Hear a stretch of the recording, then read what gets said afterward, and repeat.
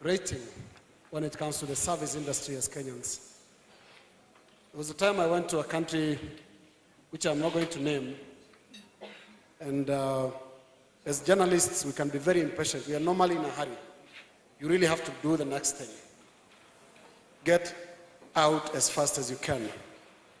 So we briefed the waiter that we are in a big hurry.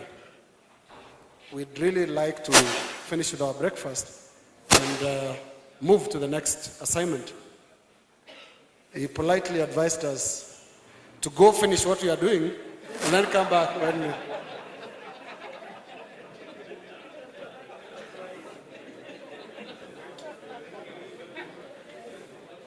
Let me now call upon Sid, our other co-host.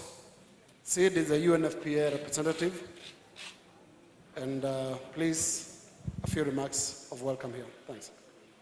Thank you, Linus. Honorary CS, Senior Staff DMS, Senior Staff Ministry of Health, partners, ladies and gentlemen. I just think that today's day was gratifying in many ways because the conversation that erupted was not about what has not been done, but the conversation that has really erupted is how far we can go from here. And I think that's where the opportunity lies. In fact, the words of Bernard Shaw when he said that some men see things as they are and ask why, and some dream things that never was and ask why not. Perhaps we've come to that why not moment. And I think the CS challenged us with that why not moment today. And perhaps that why not is within the immediate term quite a reality for us, quite achievable. But clearly, I just think Kenyan women have been done a disservice simply because an issue as fundamental to a nation's human development has kind of stayed behind the development curve. And I think that's what needs to be righted. And just because I can see the diversity of partnerships that have emerged at this forum, from the private sector to local NGOs to civil society organization, of course the UN family, the international NGO partners, and clearly the drive and the vision and the political capital that the First Lady and the CS are actually giving to this initiative.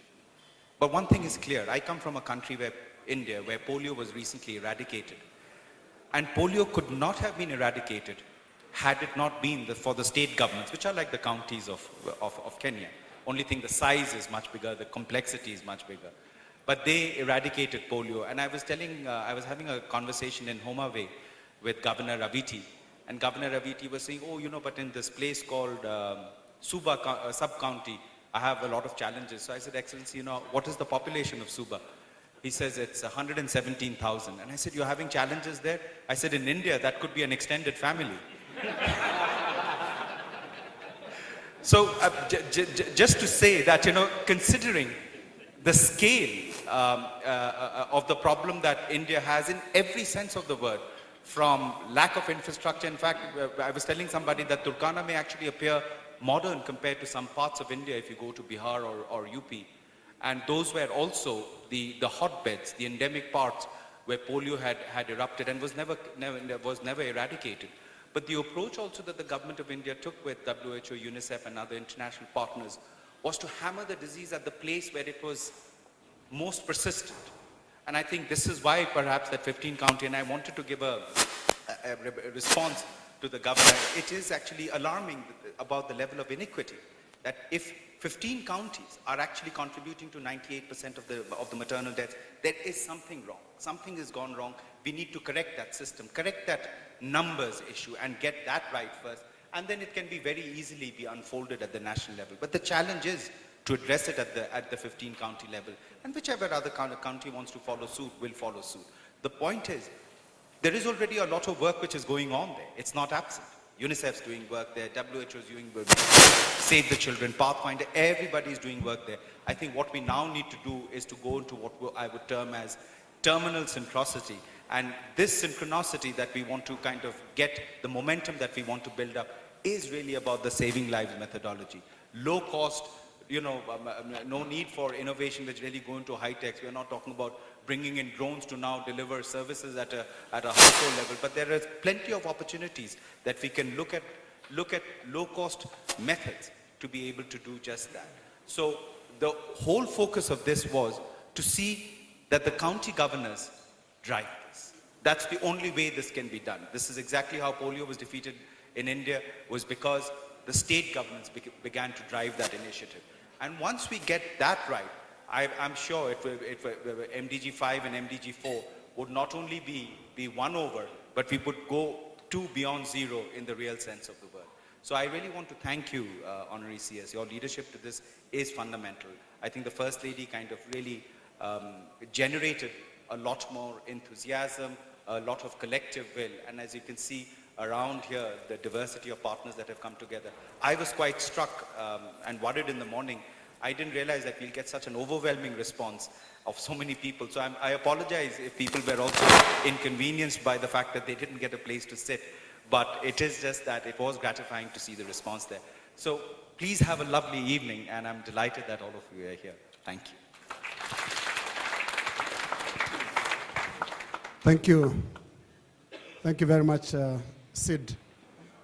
Sid has given us the example of the defeat of polio in India. I don't know how the Cabinet Secretary, the Honorable James Macharia, feels tonight, but I would imagine he is very optimistic, because all the minds that can do anything about this thing are here. Every angle to this problem was tackled today, and I can tell you from where I sat, I literally dealt with every speaker, every presentation. I know, Cabinet Secretary, there's nothing left out there. The answers have been given to this problem. And I'm sure tonight you will rest easy, knowing that one of the big problems in this country, maternal and newborn deaths in Kenya, can actually be tackled. Let me now take this opportunity to invite you to give us your remarks. Because of the kind of day you've had and the day that the rest of the participants have had, try this without statistics. Thank you. Thank you, Rhinas. I think actually it's very late in the day to actually have statistics. But let me start by saying that for once, I'm very happy to be away from office for the entire day, because I've been away from issues to do with Ebola. Nobody told me about the strike, because in the last few weeks, my colleagues will tell you, Dr. Muraguri, Dr. Maina will tell you that every hour we have these journalists, your people, calling us to say, where are we in terms of Ebola? And so today, the fact that we are discussing positive things, I think is critically important. It's very important that we discuss positive things other than Ebola, other than the strikes, to discuss something like the newborn, maternal and newborn health, which impacts about 50% of our country. I think starting here, I feel very energized. And I think you are right, Rhinas, because the kind of group we had today, I think we could not have asked for a better group in terms of the mix, professionals, leaders from different shades of life. And I think starting with the UN family, we clearly saw a very big commitment. We had WHO, our sister here. We had UNICEF. We had UNFPA. We had the World Bank.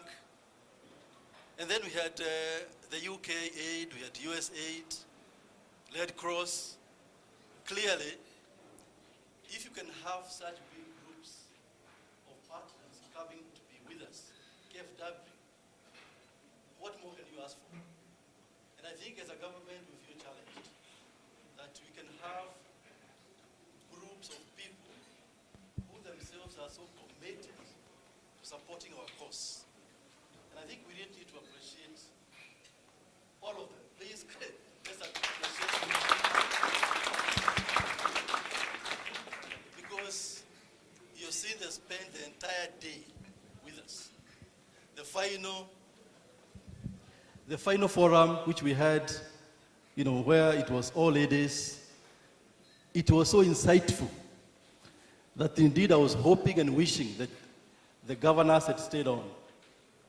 And I think they show the kind of spirit of partnership, because you cannot tackle the issue of maternal, newborn, and child health by yourself. As I said, it contributes to about 60% of the problems we have. And so together with the donors, the partners, as Kenyans, somebody was telling me that we are the best trained in the region. And we know it.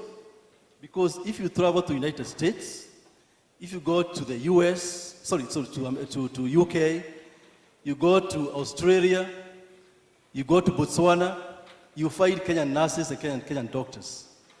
We exported all this talent. And so we are saying, with so much talent, homegrown, and with so many partners working with us, surely, what can we afford to achieve? And so my point is, let's synergize all the kind of support we saw today. Although it was just one day, I feel like we've been discussing this for the past 3 months. And Linus, I have to thank you because you facilitated the entire process so well. I think Nation Group donated to us the most resourceful of the executives. And I'm serious by saying this because if you recall when we had the elections last year and we had this presidential debate, we took the most resourceful person, and that was actually Linus, to interview the presidential candidates. And it goes to demonstrate how important today's session was. That we are equipping, or rather equating today's session with that event we had, whereby we had to choose or select or elect or chief executive of the country. So thank you, and well done. I think because of that, we feel that we have left this place completely energized. It's been a long day, but we feel that we can go on and on and on and on. Let me say that as a country, we really have to now focus because the challenge has been thrown to us. We do not want to say that we come next year and we are still talking. Let us use the same example of people running the marathon. Some people start slow, but they sprint towards the end. For us, let's assume that the 15 years we've had, we were just jogging and saving energy for the sprint before we go for the final MDG deadline, which is next year. And so it can be done. Although we are saying that we are currently, 360 or 40 or 488, I don't know which is the number. 360 is the correct number. We can reach 200 and something by sprinting towards the end. And I believe with the kind of support we had today, it is possible. With the kind of commitment we had from the governors, the first ladies of the counties had a very long session with the first lady of the nation. And they gave their commitments in that forum where I and Dr. Muragori sat. They were so passionate, all these ladies from the counties, and they said they will walk and run with the first lady. And so I believe that even if it's maybe 9 months remaining, or maybe just over 1 year remaining before the MDG deadline, we can still sprint towards the end. And it would be interesting that if at the close of the MDG period, if we all gathered again and said, we all sat here 27th of August and decided to sprint, what result did we get? And I believe that if in that meeting we said we dropped the MDG, the maternal mortality rate from 360 to say 250, clearly this country will have made a major breakthrough. And I believe with that kind of success, we shall reflect back and say that indeed today's session was not in vain. And so once again, thank you very much. I'd like to welcome you for a drink and dinner because clearly you require to be re-energized because it's been a long day. I believe tomorrow is another day. We shall reserve, I think, half an hour to discuss Ebola, but not today. Not today. So once again, thank you very much for coming, and we really appreciate the kind of support we got. Asante. Thank you. Thank you very much indeed, the Honorable James Macharia, Cabinet Secretary, Ministry of Health. Now, functions traditionally in this country is something different that was done today. We've done things upside down. In most events here, they start with traditional dances. It doesn't matter the topic.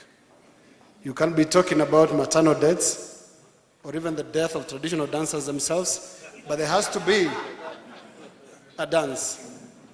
But today we've done things the very right way, leaving that for the right time, which is now, after a very hard day's work. Let's now have some entertainment from a very, very reputed group, FHOK Youth Group. Please welcome.